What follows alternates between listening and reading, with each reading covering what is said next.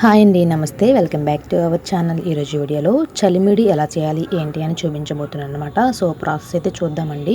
First ఇక్కడ నేను ఒక ½ కేజీ వరకు రైస్ అనేది తీసుకున్నాను. సో పాత బియ్యం అయినా పర్వాలేదు, అలాగని కొత్త బియ్యం అయినా పర్వాలేదు, సో రేషన్ బియ్యం అయినా కూడా పర్వాలేదు అన్నమాట. సో ఈ విధంగా ఇవి 24 అవర్స్ నానబెట్టుకున్నాను అన్నమాట. సో ఆఫ్టర్ 24 అవర్స్ తర్వాత వాటర్ అంతా ఫిల్టర్ చేసుకుని మీకు చూపిస్తున్నాను. సో చలిమిడి అనేది మనం తడి బియ్యంతోనే చేసుకోవాల్సి ఉంటుందన్నమాట. సో పొడి బియ్యంతో చేస్తే కనుక చలిమిడి అనేది సరిగ్గా రాదు. సో ప్రాసెస్ అయితే ఈజీగానే ఉంటుంది.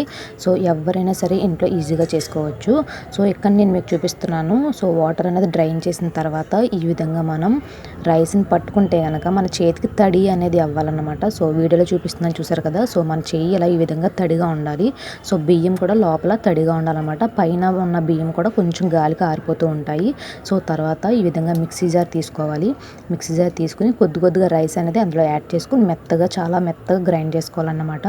మధ్య మధ్యలో స్పూన్తో కానీ మనం లోపల బండర్ లోపల మిక్సీ జార్ బ్లేడ్స్ ఉంటాయి కదా, సో బ్లేడ్స్కి పట్టేయకుండా, సో మధ్య మధ్యలో వాటర్ అది ఏమీ యూజ్ చేయకుండా కలుపుతూ ఉండాలన్నమాట. సో పిండి అనేది పొడిగా ఉండాలి, at the same time so moisturiser కూడా ఉండాలన్నమాట. సో నేను వీడియోలో అయితే మీకు చూపిస్తున్నాను. సో పిండి అయితే ఇక్కడ ఆల్రెడీ గ్రైండ్ చేసేసాను. సో మెత్తగా ఉంటుందన్నమాట. సో తడి ఉంటుంది ఈ పిండికి. సో మధ్యలో మనం వాటర్ అనేది కూడా ఏమీ యూజ్ చేయకూడదు. సో తర్వాత ఇంట్లో ఈ విధంగా జల్లెడ ఉంటుంది కదా, సో అందరి ఇంట్లోనే చాలా అవైలబిలిటీగా అయితే ఉంటుంది. సో చాలా మెత్తగా ఉండే జల్లెడ తీసుకుని దాంట్లోంచి మనం జల్లెడ అనేది పట్టుకోవాలన్నమాట. సో పిండి అనేది చేతితో ఈ విధంగా చేస్తే ఈ విధంగా ముద్ద కింద అవ్వాలి. సో ఆ టెక్స్చర్ అనేది కంపల్సరీ మెయింటైన్ చేయాలి. సో తర్వాత గాలి తగిలే ప్లేస్లో మాత్రం ఈ పిండి అనేది పెట్టొద్దు, ఎందుకంటే పిండి అనేది ఆరిపోతే చలిమిడి పొడిగా అయిపోతుంది అన్నమాట.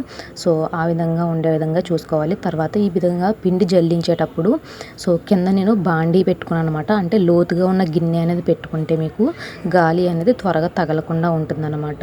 అలాగని న్యూస్ పేపర్ మీద కానీ క్లాత్ మీద కానీ వేయొద్దు, ఎందుకంటే క్లాత్ మీద వేస్తే తడి అంతా కూడా అబ్జర్వ్ చేసేసుకుంటుంది కదా. సో తర్వాత జల్లించిన తర్వాత పిండి అనేది ఈ విధంగా గట్టిగా నొక్కు పెట్టుకోవాలన్నమాట. సో గాలి అనేది పిండి లోపలికి వెళ్లకుండా ఉంటుంది. సో ఈ చిన్న చిన్న టిప్స్ ఫాలో అవడం వల్ల మీకు చలిమిడి అనేది పర్ఫెక్ట్గా వస్తుందన్నమాట.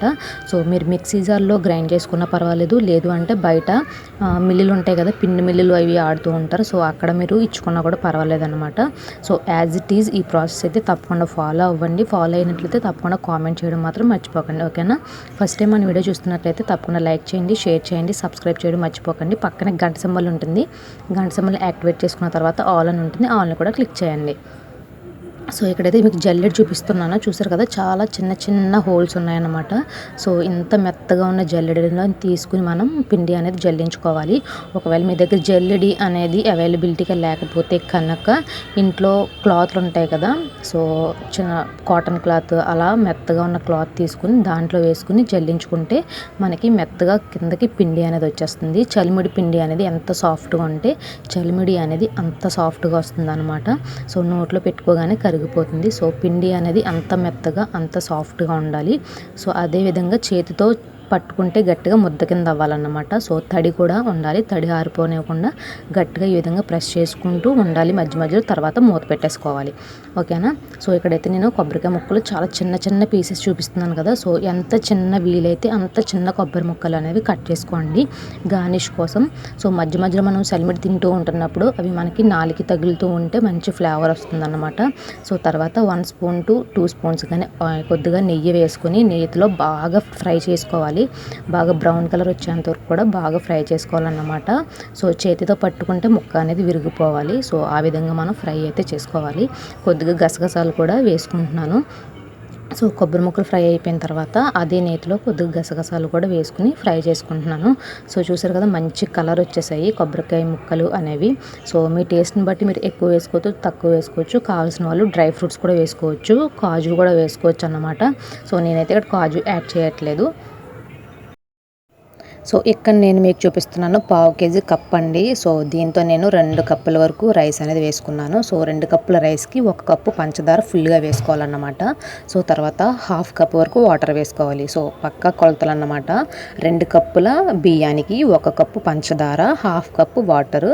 సో తప్పకుండా నోట్ చేసుకున్నాయి. సో ఇక్కడైతే నేను చూపిస్తున్నాను కొబ్బరికాయ పీసెస్ అనేవి నేను ఫ్రై చేసుకున్నాను కదా. సో అవి ఏ విధంగా ఉన్నాయి ఏంటి అనేది చూపిస్తున్నాను. సో చేతితో ఈ విధంగా చేసినప్పుడు మనకి మనకి బ్రేక్ చేస్తున్నప్పుడు విరిగిపోవాలన్నమాట. సో ఈ విధంగా మనకి కలర్ అనేది పర్ఫెక్ట్గా రావాలి. సో ఫ్రై అనేది కూడా పర్ఫెక్ట్గా అవ్వాలన్నమాట. సో మాడిపోకుండా దగ్గర ఉంటే మిక్స్ చేసుకుంటూ ఉండాలన్నమాట. మీరు ఏమాత్రం మిక్స్ చేసుకుండా ఉన్నా కూడా మాడిపోతుంది, నల్లగా అయిపోతాయి. సో ఇక్కడైతే పంచదార అయితే కరుగుతుంది. సో అందులో కొద్దిగా ఇలాచీ పౌడర్ వేసాను, ఒక పావు టీ స్పూన్ ఇలాచీ పౌడర్ వేసాను. ఇక్కడైతే ఒక ప్లేట్లో వాటర్ తీసుకుని రెడీగా పెట్టుకున్నాను. సో దేనికి అంటే మనకి పాకం అనేది చక్కగా అయిందా లేదా అని టెస్ట్ చేయడం కోసం. సో ఇక్కడ కొద్దిగా పంచదార కరిగిన తర్వాత 5 నిమిషాల తర్వాత ఈ విధంగా చూస్తున్నాను. సో పాకం అయితే ఇంకా రావాలన్నమాట. సో వీడియోలో చూపిస్తున్న విధంగా మన చేతిలోకి ఒక బాల్ లాగా అయిపోవాలన్నమాట ఆ పాకం అనేది. సో అది చేతికి అంటుకోకుండా దానికి అది ఫ్రీగా మూవ్ అవుతాలి. అదేవిధంగా బాల్ కూడా మెత్తగా ఉండాలి పాకం అనేది. సో కరెక్ట్గా మీకు చూపిస్తున్నాను, వీడియోలో చూడండి, క్లియర్గా చూపిస్తున్నాను మీకోసం. ఈ విధంగా వాటర్లో వేసిన తర్వాత పాకం మన ఫింగర్స్తో తీసిన తర్వాత ఈజీగా రిమూవ్ అయిపోవాలి. మన ఫింగర్స్కి అంటుకోకుండా మూవ్ అవ్వాలన్నమాట. మన ఫింగర్స్ మధ్యలో ఈ విధంగా బాల్ లాగా మూవ్ అవుతే కనుక పర్ఫెక్ట్గా పాకం వచ్చేసినట్టే. సో ఇప్పుడు మనం స్టవ్ ఆఫ్ చేసుకుని పాకాన్ని పక్కన పెట్టేసుకుందాము. సో దగ్గర ఉంటే మీకు పాకం అనేది తెలుస్తుందండి. మీరు ఏమాత్రం స్టవ్ మీద పెట్టేసి మీరు వేరే పని చూసుకుంటే కనుక ఇక్కడ పాకం అనేది బాగా చిక్కగా అయిపోతుంది అన్నమాట. సో మధ్య మధ్యలో 1-2-3 సార్లు చెక్ చేసుకుంటూ ఉంటే మీకు పర్ఫెక్ట్గా పాకం అనేది రెడీ అయిపోతుంది అన్నమాట.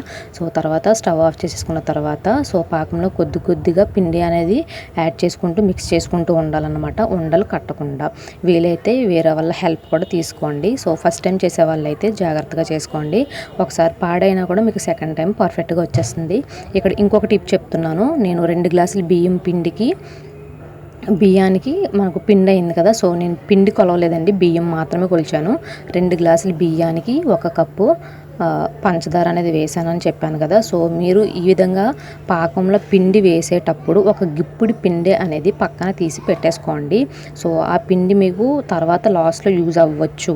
సో ఫస్ట్ టైం చేసే వాళ్ళకి ఈ టిప్ చెప్తున్నాను అనమాట. ఒక గుప్పిడి పిండి లేదా ఒక 4-5 స్పూన్ల వరకు పిండి అనేది పక్కన తీసి పెట్టుకుంటే సో పాకం పలచబడినా కూడా మీకు తర్వాత వేసుకోవడానికి యూజ్ అవుతుంది అనమాట. సో పిండి అంతా కూడా ఒకసారి వేసేయద్దు, కొద్దిగా యాడ్ చేసుకోండి. సో ఈ విధంగా బాగా మిక్స్ చేసుకున్న తర్వాత పైన కొద్దిగా నెయ్యి అయితే వేస్తున్నాను అన్నమాట. సో నెయ్యి వేసి కొద్దిగా కొబ్బరి ముక్కలు అనేవి కూడా వేసేసి బాగా మిక్స్ చేసుకోవాలి. సో మధ్య మధ్యలో కొబ్బరి ముక్కలు తగులుతూ ఉంటే టేస్ట్ అనేది బాగుంటుంది. సో మనకి ఫైనల్గా అయితే చలిమిడి అనేది రెడీ అయిపోయింది. మీకు పిండి వేసినప్పుడు తెలిసిపోతూ ఉంటుందన్నమాట మీకు ఇంకా పిండి పడుతుందా లేదా అనేసి. నేనైతే ఎగ్జాక్ట్ కొలతలు అనేవి చెప్పానన్నమాట. సో ఇప్పుడైతే నేను సర్వింగ్ బౌల్లో కూడా కొద్దిగా నెయ్యి అనేది యాడ్ చేశాను. నెయ్యి యాడ్ చేసేసి అందులోకి నేను చలిమిడి అయితే సర్వ్ చేసుకుంటున్నాను. సో అడుగును కొద్దిగా చలిమిడి వేసుకోవాలి. తర్వాత గిన్నె పైన కూడా కొద్దిగా వేడిగా ఉండే నెయ్యి కూడా వేసుకోవాలన్నమాట. సో ఆ వేడి నెయ్యి వల్ల కూడా మనకి టేస్ట్ అనేది ఎన్హాన్స్ అవుతుందన్నమాట. సో తప్పకుండా ట్రై చేయండి. ఫస్ట్ టైం మన వీడియో చూస్తున్నట్లయితే తప్పకుండా లైక్ చేయండి, షేర్ చేయండి, సబ్స్క్రైబ్ చేయడం మాత్రం మర్చిపోకండి. ఓకేనా ఫ్రెండ్స్? సో చూసారు కదా, ఇక్కడైతే నేను చూపిస్తున్నాను. చేతితో ఈ విధంగా చూస్తే బాల్ కింద అవుతుంది, చూసారు కదా. సో చేతికి అస్సలు అంటుకోవట్లేదు. సో నెయ్యి మాత్రం కొద్దిగా అంటుకుంటుంది. సో టెక్స్చర్ అనేది ఈ విధంగా ఉండాలి.